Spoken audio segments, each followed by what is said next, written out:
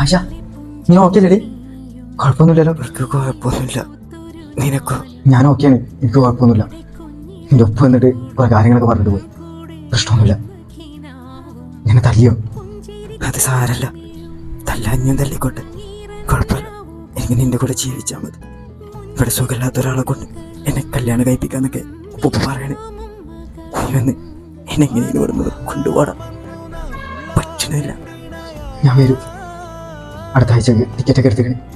ഞാൻ വന്നിട്ട് നമുക്ക് പോവാം. ഞാൻ കൊണ്ടുപോകുന്നേ. വരുന്ന വരെ ഞാൻ മാക്സിമം ഹലോ,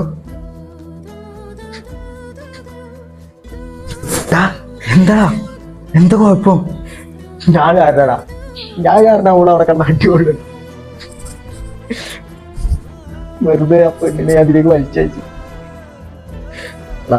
ഓളെങ്ങനെയെങ്കിലും അവിടെ